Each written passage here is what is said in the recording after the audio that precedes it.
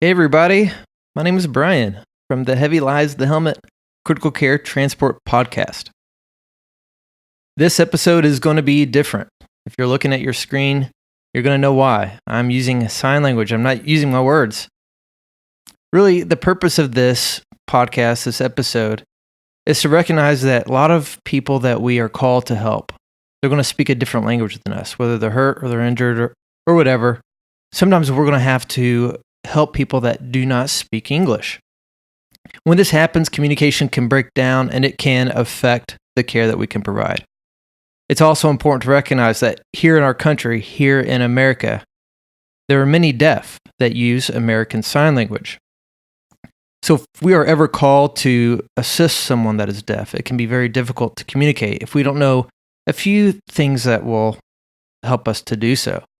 That's really the point of this, is to just give you a few tips, some signs, and some other tips that will help you to communicate and improve your communication with the deaf.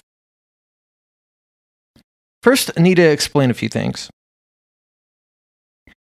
Know that the deaf, some may think that they all use sign language, and that's not necessarily the case. Some have never learned sign language, and they prefer to read lips, or they may write their communication back and forth. Some people may think that all deaf can read and write. And while this is the majority of the cases true, some prefer not to do that. They would prefer to sign. So we need to try to determine what is the best way of communicating with a patient. Another thing I need to inform you is that I'm not a licensed interpreter. Although it is our requirement to provide a licensed interpreter to the deaf. It's the law. We also know that there can be a time gap from the time that the person is sick and injured and they call upon us to the time that an interpreter can show up. There may be a time period there that we need to do our best with communicating. And that's really the purpose of this episode. That's why we want to take the opportunity to teach you a few things to try to help you improve that communication with the deaf.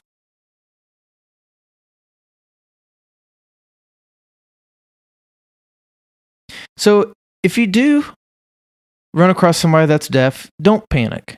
Don't be overly anxious about it. The deaf, they're very adept at communicating using a lot of different methods, whether that's reading lips, that's reading body language, that's written language. There's a lot of different things that we can do to communicate with them. So try not to panic.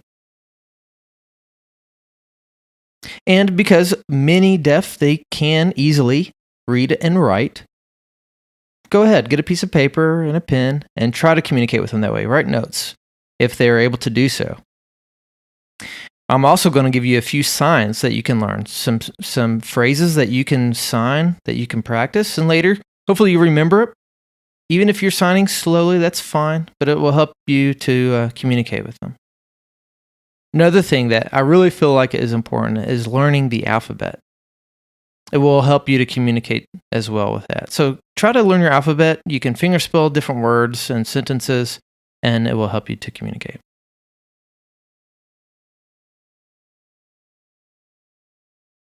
So the first thing I want to teach you is about pointing.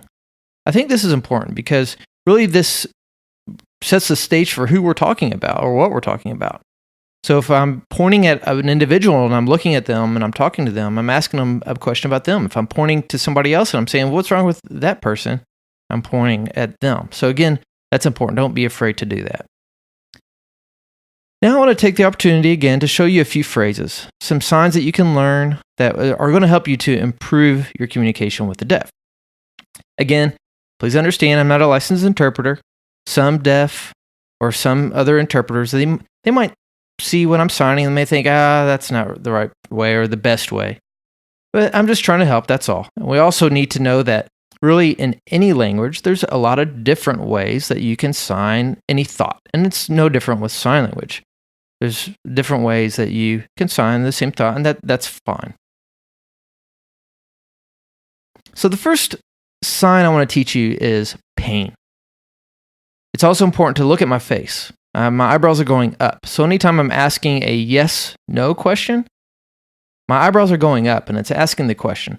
So that changes the sign from a statement telling them they're in pain to asking them they're in pain is all in my eyebrows. So again, The sign for pain, eyebrows up.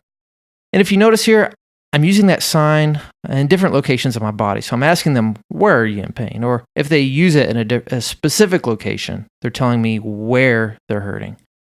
And there's the sign there. All right, the second phrase in American Sign Language I want to teach you is, did you pass out or did you lose consciousness? Again, I'm pointing to my brain and it's like my brain's shutting down. Did you lose consciousness?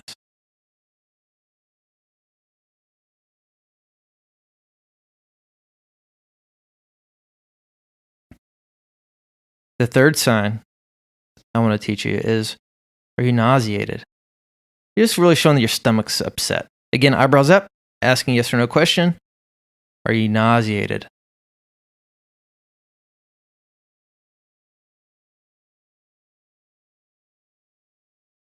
Next question. This one's a little bit difficult because I'm just using a single sign for breathing. My body language and my facial expression really shows that I'm having a difficult time breathing. And I'm asking that question. Again, eyebrows up. Are you short of breath? Are you having a hard time breathing?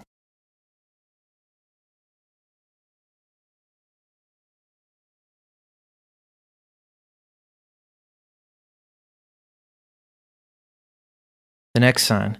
Do you have heart problems? Heart. Using your middle finger, pointing to your heart, and then signing problems. Heart problems. Again, eyebrows up. Do you have heart problems?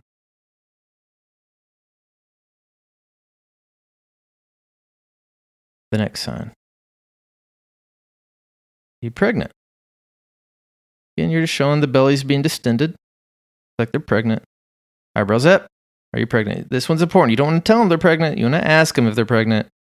Facial expression, eyebrows up. Next sign. What medications do you take? Medicine? Take, and then that's just a sign for popping a pill. What? Medicine? Take what?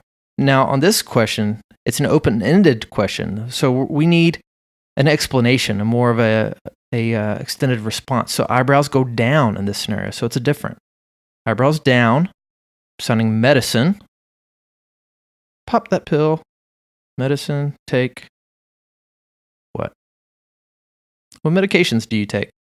All right, the last phrase I'm going to teach you is allergy what? What are you allergic to? Again, eyebrows down. It's an open-ended question. Allergy what? What are you allergic to? Allergic. Allergic. Allergic to what? What? What are you allergic to? All right, very good. Now I need to teach you a few answers, a few responses. You're going to ask them a question. You're going to probably see a response. So what are some things that you're going to see? Well, the first thing that you might see is yes, yes. So they may just shake their head, just like normal, bob their head up and down. And there my fist is pretending to be the head. Yes, bob up and down. Second thing you might see is no. So that's kind of a short finger spelling N-O, no. So that's the sign for no. The third thing you might see is maybe, maybe. And then the fourth response is, I don't know. Now you might see that with just one hand. So if you try to communicate with sign, if they start signing to you real fast and you don't understand what they're saying, please do not pretend like you know what you're doing. Do not do that. It's important that we're communicating clear. So it's just going to make the situation worse if you're pretending like you know what they're saying. So you need to tell them that you don't understand, whether that's just looking bewildered, and then try to write. Again, I want to offer some encouragement to try to learn your ABCs. Learn finger spelling. That way, really anything at all that you want to say to them and that they want to say to you, you can communicate that way by spelling the words. So go ahead and try to learn your ABCs. Well, I really hope this was helpful. Know that at the bottom of this episode, in the show notes at the bottom, in the text, we're going to try to put a link there that you can click on. You can download a little reminder card.